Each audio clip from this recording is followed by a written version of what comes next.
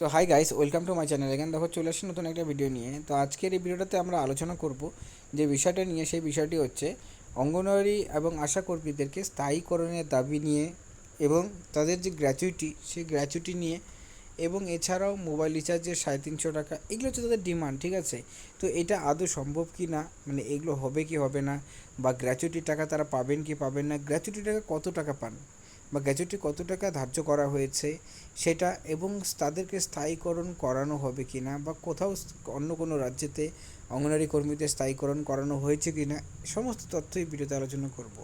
এবং এছাড়াও দুর্গাপূজার সময় কিন্তু 10,000 টাকা বোনাসেরও তারা দাবি করছেন। তো অ্যাকচুয়ালিতে তারা কত টাকা দুর্গাপূজার বোনাস তারা পেতে পারেন, সেটা সমস্ত তথ্য ভিডিওতে আলোচনা করব। তাই ভিডিওটি শেষ পর্যন্ত দেখবে, কারণ এখানে যে আপডেটগুলো রয়েছে সেই আপডেটগুলো কিন্তু খুবই গুরুত্বপূর্ণ অঙ্গনওয়াড়ি কর্মী, আশা কর্মীদের জন্য। তাই সম্পূর্ণ দেখবে এবং দেখার পর নিজস্ব মতামত অবশ্যই কমেন্ট সেকশনে কমেন্ট করে জানাবে।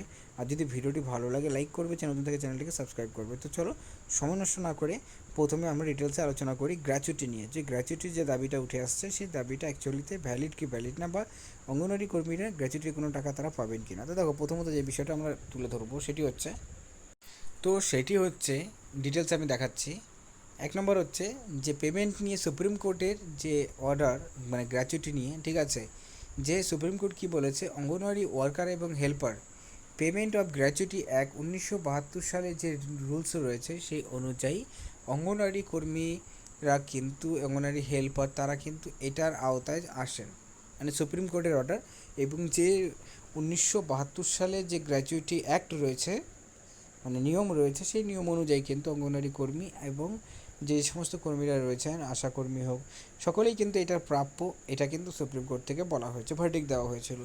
এবং এরপর আরেকটা যে বিষয়টি থাকলো সেটি হচ্ছে যে কোর্ট এটাও বলেছে যে অ্যাকচুয়ালিতে অঙ্গনওয়াড়ি কর্মীরা তারা কেন পাবেন। বেসিক্যালি যে কোনো কর্মী যদি 5 বছর কন্টিনিউ সার্ভিস করে, তাহলে তাদের কিন্তু এই যে গ্র্যাচুইটির টাকাটা সেটার তারা প্রাপ্য হয়ে যায়। এবং গ্র্যাচুইটির টাকা কত টাকা সেটা ইম্পর্টেন্ট। গ্র্যাচুইটির টাকা কিন্তু তোমাদের পশ্চিমবঙ্গের জন্য কিন্তু 5 লাখ টাকা করে কিন্তু ধার্য করা হয়েছে। ঠিক আছে, যেটা আগে 2 থেকে 3 লাখ টাকা ছিল, সেটাকে বাড়িয়ে কিন্তু 5 লাখ টাকা করা হয়েছে। এবং এই 5 লাখ টাকা কিন্তু কর্মীরা যখন রিটায়ারমেন্ট করবেন, ঠিক আছে, রিটায়ারমেন্ট করার সময় কিন্তু তারা এই এককালীন গ্র্যাচুইটি টাকা পাবেন। শুধু গ্র্যাচুইটি টাকা নয়, এছাড়াও তারা কিন্তু পেনশনের 3,000 টাকা করে পাবেন।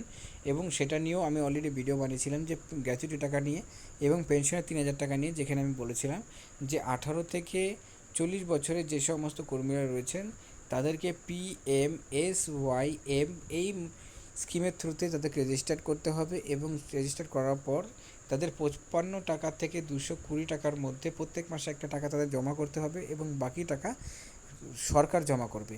করার পর যখন তারা রিটায়ারমেন্ট করবেন, সেই ক্ষেত্রে গ্র্যাচুইটির টাকা তো তারা পাবেনই, তার সাথে সাথে প্রত্যেক মাসে তারা 3,000 টাকা করে কিন্তু তাদেরকে দেওয়া হবে। এই কথা কিন্তু ঘোষণা করা হয়েছে, এবং এই প্রসেসও আমি এর আগের ভিডিওতে জানিয়েছিলাম।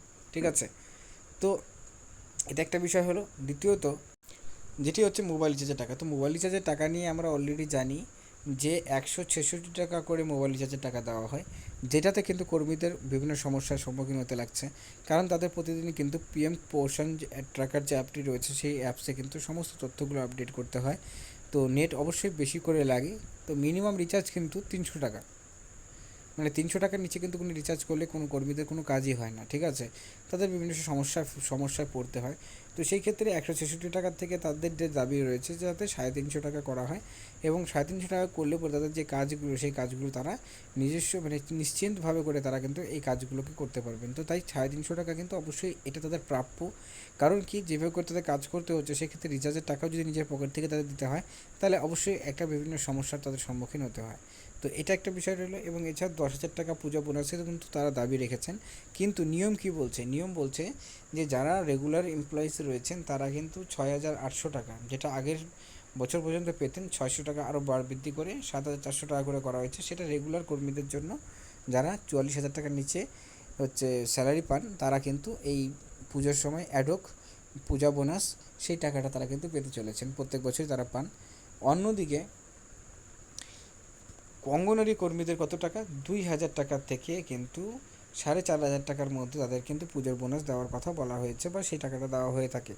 ঠিক আছে, তো এখন এই বছর 2026-এ কিন্তু তাদের 3,000 টাকা কিন্তু পুজো বোনাস দেওয়ার একটা সম্ভাবনা প্রবল রয়েছে, যদিও কিনা এটা এখন অফিসিয়ালি ঘোষণা করা হয়নি, কিন্তু অতি শীঘ্রই এই পূজা বোনাস নিয়ে কিন্তু আপডেট আসতে চলেছে। এবং খুব তাড়াতাড়ি মানে সেপ্টেম্বর মাসের শেষের দিকে সম্ভবত 28শে সেপ্টেম্বর থেকে কিন্তু এই 28 সেপ্টেম্বর থেকে 1 অক্টোবর পর্যন্ত কিন্তু এই টাকাটা প্রদান করা হবে এবং এই টাকাটা তারা কিন্তু সরাসরি তাদের নিজস্ব ব্যাঙ্ক অ্যাকাউন্টে পেয়ে যেতে চলেছে। তো আশা করি বুঝতে পারলে। তো এই আপডেটগুলোই ছিল অঙ্গনওয়াড়ি কর্মী রিলেটেড। সো যদি ভিডিওটা ভালো লাগে লাইক করবে, চ্যানেলটিকে সাবস্ক্রাইব করবে। So thanks for watching my video.